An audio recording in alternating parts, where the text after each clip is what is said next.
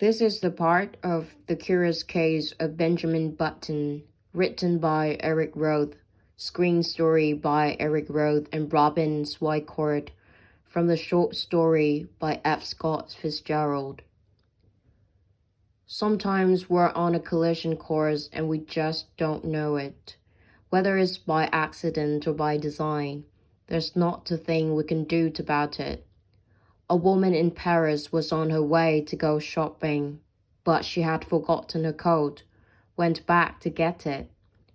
When she had gotten her coat, the phone had rung, so she stopped to answer it. Talked for a couple of minutes. While the woman was on the phone, Daisy was rehearsing for a performance at the Paris Opera House. And while she was rehearsing, the woman, off the phone now, had gone outside to get the taxi.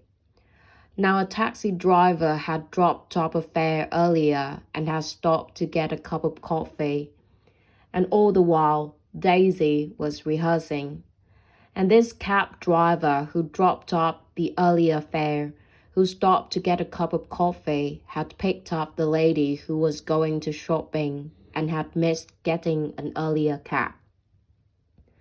The taxi had to stop for a man crossing the street, who had left for work 5 minutes later than he normally did because he forgot to set off his alarm.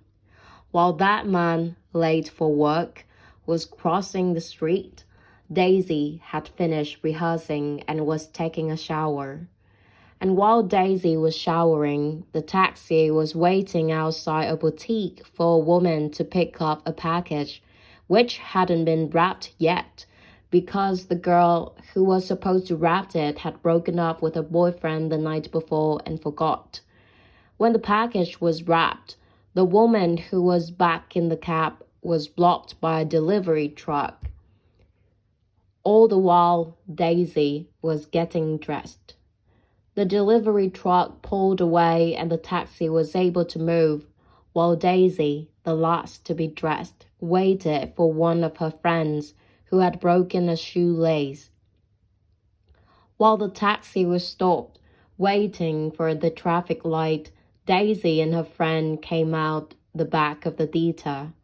And if only one thing had happened differently, if that shoelace hadn't broken, or that delivery truck had moved moments earlier, or that package had been wrapped and ready because the girl hadn't broken up with her boyfriend, or that man had set his alarm and got up 5 minutes earlier, or that taxi driver hadn't stopped for a cup of coffee, or that woman had remembered her code and got into an earlier cab, Daisy and her friend would have crossed the street and the taxi would have driven by.